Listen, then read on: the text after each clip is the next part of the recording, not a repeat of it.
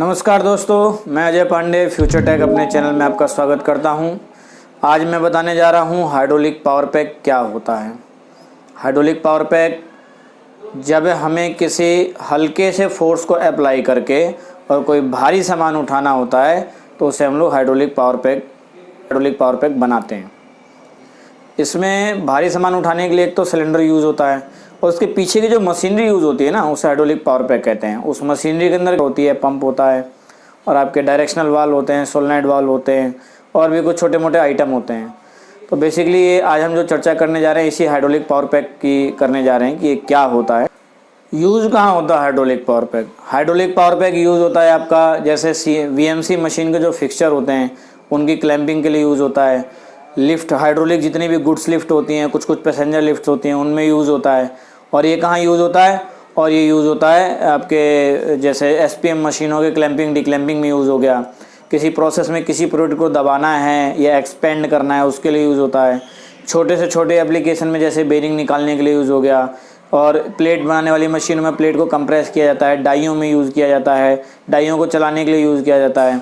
जैसे आपकी JCB की मशीन है, JCB वाली गाड़ी में आपका खोदने के लिए, डिगिंग के लिए जो यूज़ किया जाता है उसमें आपका ये सभी हाइड्रोलिक पावर पैक और सिलेंडर वगैरह यूज़ किए जाते हैं। तो जैसे हाइड्रोलिक पावर पैक जो बनता है इसमें अलग अलग रेटिंग के हिसाब से बनता है। जैसे 1 HP की मोटर, 2 HP की मोटर, 3 HP, 5 HP, 7.5 HP, 10, 20, 50, 100 और इसकी रेटिंग होती है जैसे कि आपको कितने टन का लोड आपको बियर करना है या उसको यूज़ करना है। जैसे कि 1 ton, 2 ton, 10 ton, 20 ton, 50 ton, 100 ton, उसके हिसाब से हाइड्रोलिक सिलेंडर का डाया पंप की कैपेसिटी और मोटर की कैपेसिटी पे डिपेंड करता है। और जैसे कि हम लोग बता रहे हैं कि फ्यूचर टेक भी हाइड्रोलिक पावर पैक बनाती है, तो इसमें भी अलग अलग टाइप्स होते हैं। जैसे रैपिड फीड का सिस्टम हो गया, अभी आपको बताया VMC के लिए बनाते हैं। आपकी लेथ मशीन के ऑटोमेशन हो गया, SPM मशीन के ऑटोमेशन हो गया, आपके लिफ्ट के लिए जो पावर पैक बनता है, ये सारी चीज़ें बनाते हैं। तो बेसिकली लोग जो हाइड्रोलिक पावर पैक बनाते हैं और फ्यूचर टेक बनाते हैं उसमें क्या डिफरेंस रहता है? सबसे बड़ा डिफरेंस ये है कि लोग जो बनाते हैं वो हाइड्रोलिक पावर पैक में मोटर के ऑटो कट वाला सिस्टम नहीं बनाते हैं, हम लोग ऑटो कट वाला सिस्टम बनाते हैं। जैसे किसी VMC मशीन में सपोज करो किसी फिक्सचर में क्लैंपिंग डिक्लैंपिंग लिए यूज़ किया और फिक्सचर का जो साइकिल टाइम है सपोज करो 3 मिनट है, तो पहले जो आधे मिनट है वो पहले आधे मिनट ख़त्म होने के बाद मोटर को बंद हो जाना चाहिए। लेकिन लोग ऐसा बनाते नहीं हैं क्योंकि उसके लिए एक्यूमुलेटर लगता है, प्रेशर स्विच लगता है, इन सब चीज़ों में खर्चा होता है। लोग सस्ता बेचने के चक्कर में, इसलिए हम जो बनाते हैं फ्यूचर टेक वो ऐसा पावर पैक बनाते हैं जो शुरू के 10 या 15 सेकंड चलने के बाद ऑटोमेटिकली मोटर बंद हो जाती है और जब उसका डीक्लैम्प होने का टाइम लगता है तो ऑटोमेटिकली जो है मोटर चल जाती है और डीक्लैम्प होकर बंद हो जाता है। तो इससे अप्रोक्सीमेटली 80 से 90% एनर्जी सेव होती है। तो ये एक सबसे बड़ी खासियत है फ्यूचर टेक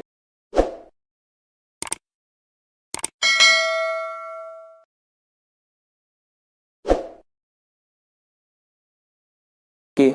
दूसरी चीज़ें जो इंडस्ट्री में प्रॉब्लम आती है, लोग जो हाइड्रोलिक पावर पैक बनाते हैं और हमारे में लोग बनाते हैं आफ्टर सेल सर्विस नहीं दे पाते हैं। कई लोगों के पावर पैक में तेल टपकता रहता है, कई लोगों के पावर पैक में या तो बहुत ज़्यादा प्रेशर हो जाएगा या बहुत कम प्रेशर होगा, या चलेगा नहीं या बहुत ज़्यादा नॉइस करेगा। इन सब के पीछे टेक्निकल रीजंस होते हैं जो हम लोग भली बहुत अच्छे तरीके से पहचानते हैं और उन चीज़ों को हम लोग जैसे कि लोगों के पावर पैक में और जैसे कि ऑयल हीट होता रहता है, वो हीट होने के पीछे या तो वेंटिलेशन का ना होना होता है या छोटा टैंक की कैपेसिटी हो गई या उसमें कूलेंट नहीं लगा, ये सारी बातें होती हैं। तीसरी चीज़ सर, अलग अलग एप्लीकेशंस के लिए अलग अलग पावर पैक होते हैं लेकिन लोग थंब रूल पे काम करते हैं, इंजीनियरिंग का उसमें काम नहीं करते, इसलिए उसमें भी लॉस होता है। तो जैसे कि सपोज करो कि एक छोटा सा एप्लीकेशन है, कोई छोटा सा सिलेंडर क्लैंपिंग के लिए यूज़ करना है, उसमें यूज़ करना था गियर पंप, उसमें लगा दिया वेन पंप। कोई ऐसी एप्लीकेशन है जिसमें 24 आवर्स की ड्यूटी है, वहाँ पे लगाना था वेन पंप, वहाँ लगा दिया गियर पंप। तो इससे पंप की जो एज है, चल तो वो भी जाता है बट साल भर के अंदर वो ख़राब होकर हाथ में आ जाता है। तो अल्टीमेटली एक कस्टमर का फाइनेंशियली और टाइम का दोनों का नुकसान होता है। तो फ्यूचर टेक जो है इन सब चीज़ों का बहुत अच्छा ध्यान रखती है। पंप इसमें आपके अलग अलग टाइप के आते हैं, जैसे gear pump, variable when pump, stress plate वाले पंप, प्लंजर पंप, अलग अलग टाइप के पंप आते हैं और प्रेशर की कैपेसिटी के हिसाब से यूज़ होते हैं। फ्यूचर टेक जो हॉज पाइप सप्लाई करती है वो R2 के सप्लाई करती है जो हाई प्रेशर पे यूज़ होते हैं, जैसे गेट्स वगैरह के पाइप हैं। तो ये भी एक बहुत बड़ा अपने आप में बहुत बड़ी बात है कि हम लोग केवल ओरिजिनल माल सप्लाई करते हैं, मार्केट के लोगों से हट के काम करते हैं।